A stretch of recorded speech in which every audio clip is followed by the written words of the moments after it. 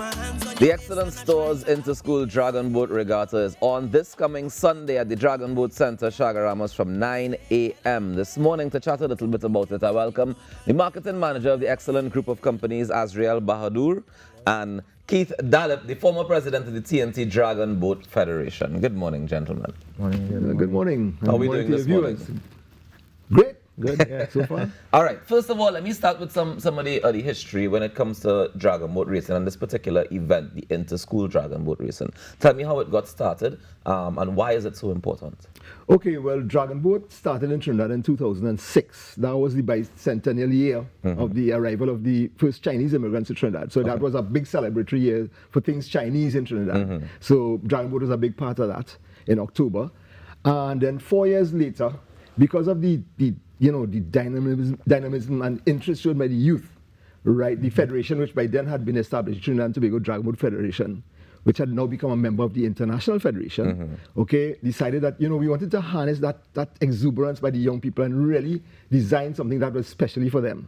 So hence the Interschool Regatta, that was all about the young people. Their parents would have a chance to come and see what they were doing, the teachers, and the colleagues in school, the schoolmates and so on. So in a big intercol type atmosphere that was all about excitement and dragon boats. Yeah, and how was the reception to it? It was fabulous, interesting, really, really great. The children, like I said, they came out with their flags, their drums, and they cheering their mates on, the ones who were actually paddling. Yeah. And it was such a success that we decided, this had to be a yearly feature. Of course, and it's back again this year. Tell me about Excellent Store's relationship with Dragon Boat Racing. So, I mean, as Keith just described, an event like that, it's so unique to Trinidad. I think it's one of a kind.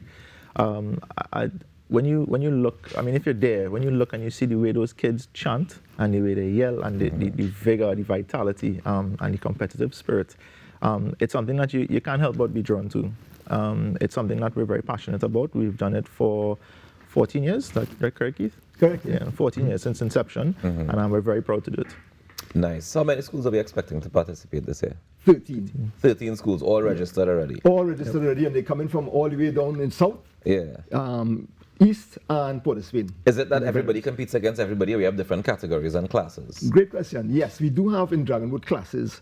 So we have all female, mixed, which is a ratio of male and female, of course. Right. And then the class that we call open, which is typically all male, but you can have a female or two as a member of the crew. Okay, and those are the categories. The categories that we also have in the schools regatta, 21 and under and 16 and under. All right, so we could separate primary and secondary, or is it only secondary? It's all basically secondary. So usually students in school, in secondary school, are from about age 11, so it's like 11 up. Okay, and is it that it's only for school students, or you can only participate as a school, or can you come as a club or anything like that with the same category, the same age group category?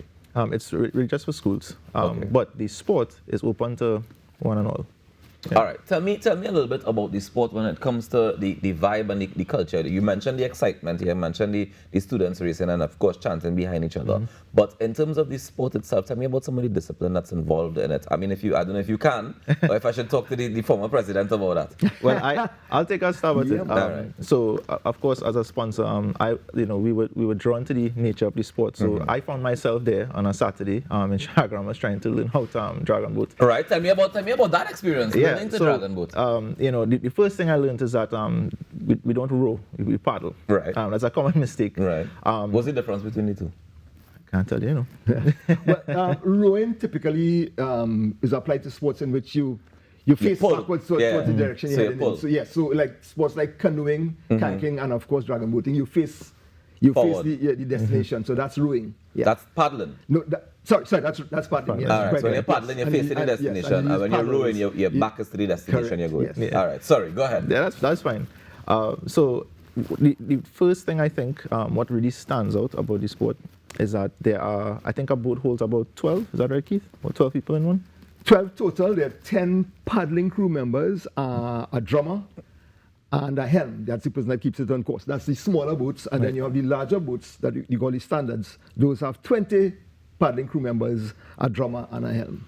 So 12 or 22. Right. Right. So in such a large team, right, you need that synchronicity, you need that cohesion, because if we all don't hit the water at the same time, You ain't going nowhere. you ain't going nowhere. Yeah. Or you might be going, but you're moving slow. Yeah. But if you're racing against a team where everybody strikes at the same time, it's easy and Right. you don't feel it. And if you fall out of that rhythm, like when the drummer is beaten, you feel like you're trying to move this giant thing on your own. Yeah. So the number one thing I think that stands out is teamwork.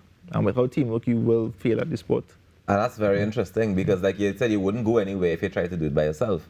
But if you do it together, you might just win the race. Yeah. Tell me about the role of the drummer in terms of, is it a particular type of drumming that you have to do, or is it anybody who could play a rhythm could come and drum and we go in time with that? Well, it's basically maintaining a cadence. You know, it's like Azrael said.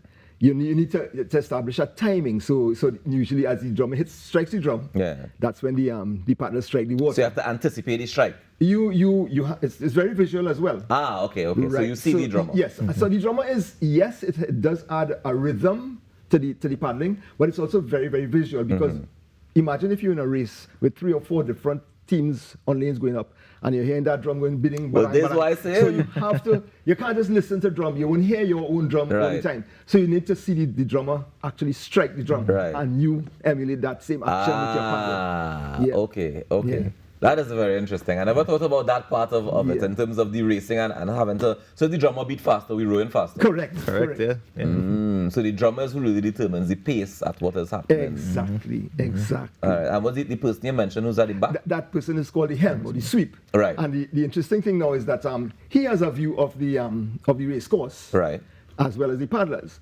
The drummer's back is facing, so Right. he can't see what's going on. Right. So there's an interesting interaction or communication between the drummer and the helm. So the helm may signal to the drummer, okay, pick it up, Right. or we have the last 30 strokes to finish the race. So let's really drive now. So and the drummer, apart from the drumming, is also very vocal. Come on, guys, come on, drive it. So it's like the rhythm section in the Absolutely. ball. Yes, that's the rhythm section for sure. But the person at the helm, is that the person who's directing the direction of the boat? Correct. Okay. Correct. So he has to keep it on course. Like a coxswain, if it That's was right. on a, Absolutely. okay. You're quite right. Yeah. Okay. All right. This is very interesting. I need to learn about Dragon, but we had to come down and try it sometime. You you have know. to, You know, Kent was trying to get us to come and do it for the longest I while, know and we that. just- I know that. Yeah. It just never worked out in terms of the timing. So, in terms of people who want to come and check it out, can anybody just come on down and see it, or is it only for participating schools and their relatives? Anyone could come on down. It's an open event. It's free to the public. And it's addictive. So once you come to that first time, you want to be there next time. Where exactly is the Dragon Boat Center in Chaguaramas? It's at Williams Bay. Okay, that's So- close to the kayak center. Correct. It's right actually next door to the kayak center, and as Okay. a lot of people know, just before the boardwalk. Okay, so between the kayak center and the boardwalk. Yes. So we all share that bay. That little compound there. Yeah. Okay, nice. And we just come on down there from 9 a.m. on Sunday morning. Mm-hmm. And how long does it last? We hope to go until about 3 o'clock. I think we've said 4 in the flyer. But, we really would like to get things wrapped up, and be able to give the young people their prizes and that sort of thing, Yeah. weather permitting, because as you know, it's Easter time, so we have Anything can some happen. interest in water these days. How does that work in terms of the water being choppy or whatever? How does that help or hurt the dragon boat racing?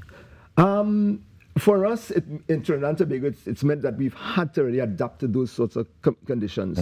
Typically, people race in lakes, on rivers, and that sort of thing. Very controlled water. That's right, but Yeah. we in the open ocean. Yeah. So But they kind of have a bay of we do a sorts. bay which Yeah. you would imagine would be sheltered, but it picks up pretty. Yeah. It could get pretty lively. So, from when we start in the morning at 9, it's calm. Yeah. But then at about 11 o'clock, it starts to pick up. The wind starts to pick up.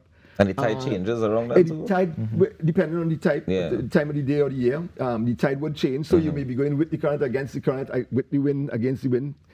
What is the course like in Williams? Is it everything happens in Williams Bay as well, right? The yes, race itself? that's right, yes. So tell me about the course. It's a straight sprint course, so it's Okay. 200 meters, and we Oh. start from north to south. So we. What side is Yeah. north and what side is south? When you reach the if- ocean, I lost there. So if you're facing the sea, it's from right to left. Okay. Which is great because Okay. So usually from Pier 1 to the kayak center? pretty much in that direction, yes, sort of. Okay. Yeah, you have an idea. Yeah. And the good thing is that because you're running into the wind and into the current, you have a lot more control of the boat. If you have a following wind, those currents and stuff could really wag your boat all over the place. Really? So I thought it would help if the you wind would think come so. in. You would think so, but heading into the wind and into the current, it gives the helm a much better control, steering from the back and really keeping the boat centered towards the arm. And how does it affect the paddlers? Well, as I said, we've learned to adapt. So sometimes I call it survival paddling because it could get pretty gamey. But those children, they're amazing. Eh? They tend to be, as well, you've seen them. Yeah. Sometimes they enjoy that. Sometimes you as the steer person, you're a bit concerned. But they're having a great time paddling, and really going up and down, and they just... Oh, yeah, they're loving that. They're loving that. And one of the things we actually do is, as a safety measure, every team has to do a capsize drill. Okay. And every week they're asking, can we do a capsize drill? Can we do? They love to be. Do they all have to wear life jackets when they're doing? Okay. Yeah, absolutely. Tell me about some of the prizes that we have on offer, Israel. Well, the prizes that we have, it's not individual prizes, but what we do have is medals. Medals. And these students, they look forward to it. It's such an intense moment, whether it be first place, second place, third place, even to participate. You could even hear them from the shore where you're viewing. You could hear them yelling and screaming over the drum set. Nice. So the prize, it's not a individual prize, but they're all medaled. Yeah. Nice, man. So, I'm going back to the drums for a second, right? Because you said drum set just now, you're getting me confused. Sorry, that was, So, I need to know what style of drum is it? Because you mentioned the Chinese history of dragon boat racing. So, is it a Chinese style drum that you're playing as well? It is. It's a specially designed drum. It looks almost like if people know a Tassa bass kind of thing, but it's slightly more round. It has a bit more of a belly. Yeah. But it's got double skin, so you can use either side. And it fits between the drummer's legs, of course. They're sitting on a perch on the bow, and they strike that drum with their hands or with a short stick. Okay. Does the drum have a name? A particular name for that type of drum? The Chinese probably have a name for it, but we just call it the drum. The dragon boat drum. Yeah. If you are a dragon boat racer, if it is you're in school and you're thinking, I want to join this competition next time it's happening or whatever the case may be, how long is the training process usually? Do you have to know how to swim, or does the life jacket provide enough safety for you? Yes, the life jacket does. So we do have people who come on into the sport who are not really proficient swimmers, or in fact who are novices at swimming. We do some introductory sessions with them, let them lie back in the water, in a couple of feet of water with the life vest, so they can feel that it supports them. So it gives them that level of reassurance.